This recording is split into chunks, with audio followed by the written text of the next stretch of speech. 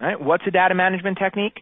A data management technique does not review the qualifications of the job seekers and prioritize them that way. Rather, they're completely independent of the qualifications, like random sampling or an absolute numerical limit, the first 100 who applied. All right? And if you do that, then let's say you get 1,000 resumes and you decide you're going to look at the first 100, you would not be under an obligation to review the other 900, to consider them. Why is that important? Because they're never going to become an applicant, and you're not even going to be required to retain those other 900. Why? Because under the regulations, the record retention obligation actually kicks in at the point a job seeker gets considered. So they don't have to be a full-blown applicant before you have the obligation to retain their documentation. It's actually at the point that you start to consider them.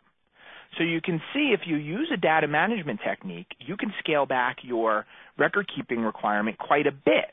In the example I gave, there would be 900 sets of documents that you would not have to retain because they were never considered. Now, I'm going to come back to one of the themes I mentioned at the outset, which is that this regulation is a record-keeping regulation. It doesn't tell you who to choose or how to choose them.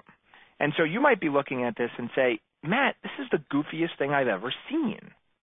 Why would I filter my 1,000 resumes randomly as opposed to based on their qualifications? It's not going to help me get to the most qualified person.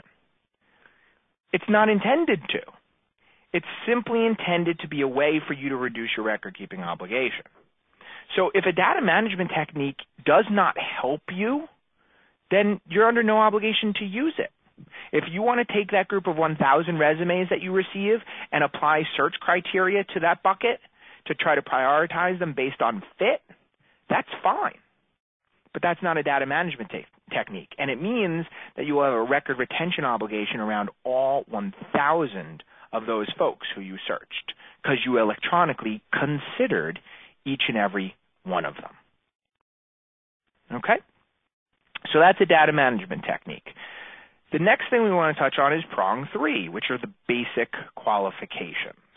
All right? Job seeker, before they become an applicant, we have to determine that they possess all of the basic qualifications for the position. So what's a basic qualification?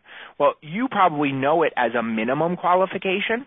However, understand that it's actually a term of art under the regulations, and it's defined beyond minimum qualifications.